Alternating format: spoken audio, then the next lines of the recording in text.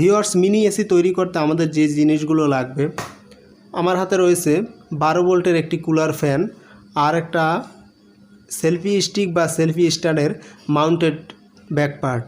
তো এগুলো হলেই আমরা মিনি এসি তৈরি করতে পারবো। আর একটা ছোট্ট একটি সার্কিট লাগবে, যে সার্কিটটি আমরা সাধারণত পাওয়ার ব্যাংকে দেখে থাকি। সেরকম একটা সার্কিট আপনারা বাজার থেকে কিনে নেবেন। এটা সাধারণত 30 থেকে 40 টাকার মতো লাগবে। তো আমি 40 টাকা লেগেছে এটা কিনতে। তো এই জিনিসটি আপনাদের সংগ্রহ করতে হবে। তো তাহলেই আপনারা মিনি এসি তৈরি করতে পারবেন। আমি এখন এই যে কুলার ফ্যানটি এবং এই যে দেখতে পাচ্ছেন যে 12 ভোল্টের কুলার ফ্যান আর এই যে পাওয়ার ব্যাংকের সার্কিট, এই দুইটার সাথে প্লাসের সাথে প্লাস এবং মাইনাসের সাথে মাইনাস কানেকশনটি দিয়ে দেব। তো এখন আমি এটিকে রাং ঝালাই করে নেব।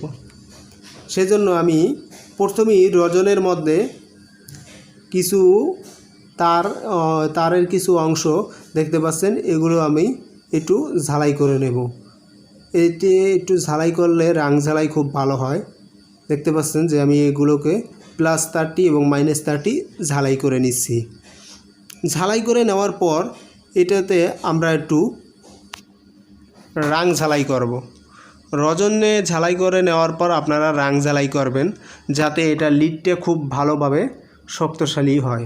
তো এখন আমরা এখানে প্লাস তারের সাথে একটু রাং ঝালাই করে নিলাম এবং মাইনাস তারের সাথে একটু রাং ঝালাই করে নিলাম। এখন আমরা সার্কিটে থাকা যে অংশে প্লাস চিহ্ন রয়েছে এবং 12 ভোল্টের যে কুলার ফ্যানটা রয়েছে, এখানের যে প্লাস তারটি রয়েছে মানে লাল তারটি, এটা আমরা তাতাল দিয়ে ঝালাই করে নেব। খুব ভালোভাবে ঝালাই করতে হবে যেন কোনোভাবেই শর্ট সার্কিট না হয়। তো আমরা এটাকে ভালোভাবে ঝালাই করে নিচ্ছি। একটু দেখে শুনে ভালো করে ঝালাই করে নেবেন, যাতে এই তারটি কোনোভাবে শর্ট সার্কিট না হয়। আমার প্লাস তারটি ঝালাই করে নেওয়া শেষ। এখন আমরা এই মাইনাস তারটি ঝালাই করে নেব। আমি মাইনাস তারটি ঝালাই করে নিচ্ছি, দেখতে পাচ্ছেন আমার ঝালাই মোটামুটি কমপ্লিট। আমি খুব সুন্দর করে প্লাস তারটি এবং মাইনাস তারটি ঝালাই করে নিয়েছি। এখন আমি যে মাউন্টেড যে ব্যাকপার্টটা রয়েছে সেটা আমি এখানে বসানোর চেষ্টা করব। তার আগে আমি একটু চেক করে নেব যে বিষয়টা সঠিকভাবে হয়েছে কিনা। আমি ব্যাকপার্টটি ঘুরিয়ে পিছনের দিকে দিয়ে দেখলাম যে না, এরকমভাবে লাগানো যাবে না। তো এর জন্য আমি মাঝখানে মাঝ বরাবর এখানে তারটি ঢুকিয়ে নিলাম এবং পিছন দিক থেকে যে কেবলটি রয়েছে এই কেবলটি শর্টকাট করে দিলাম, যাতে এটা বসাতে সুবিধা হয়। এখন আমরা এখান থেকে গাম লাগিয়ে এটাকে সংযুক্ত করে নেব, যাতে এটা খুব ভালোভাবে আটকে যায় এবং খুব শক্তিশালী হয়। কেননা যখন মিনি এসিটি আমাদের এখানে হাওয়া দিবে বা বাতাস বের হবে, তখন এটা সরে যাওয়ার সম্ভাবনা থাকে।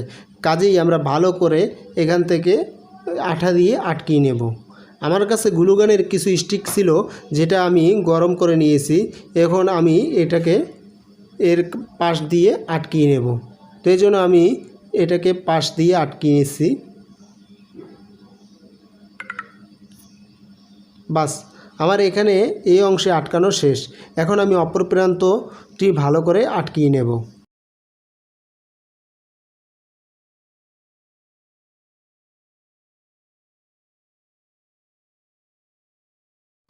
এখন আমি অপর সাইডে একই নিয়মে গাম দিয়ে আটকিয়ে নেব।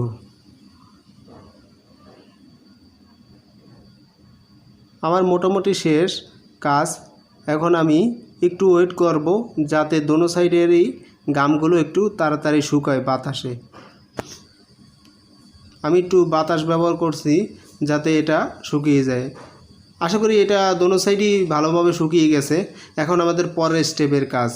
পরের স্টেপের কাজটা হলো এই যে আমরা এই যে মাউন্টেন যে ব্যাকপার্ট রয়েছে, এটার উপর দিকে আমি এই যে সার্কিটটা রয়েছে এই সার্কিটটা সেট আপ করে দেব। আমি এখন ঘুরিয়ে নিচ্ছি, দেখছি যে এটা কোনভাবে সেট আপ করলে ভালো দেখায়। তো আপনাদের যেরকম খুশি আপনারা সেট আপ করতে পারেন। মোটামুটি কাজ শেষ। এখন আমি একটু সেট আপের জন্য সময় নিচ্ছি। আমার মনে হয় এই সাইডে যদি ভালো করে গাম দিয়ে আটকিয়ে দিই তাহলে হয়তো সেটআপটা ভালো হবে। তো আমি একটু গাম দিয়ে আবারও এখানে সেটআপ করে নিচ্ছি। তো আমি গাম দিয়ে সেটআপ করে নিচ্ছি, দেখতে পাচ্ছেন।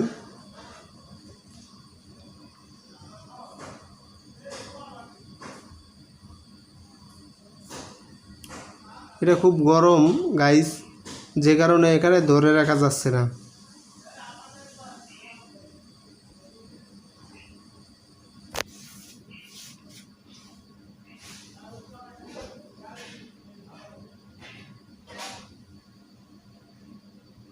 আপাতত এইসব কাজে একটু সময়ের প্রয়োজন হয় ভালোভাবে একটা কুলার ফ্যান তৈরি করার জন্য।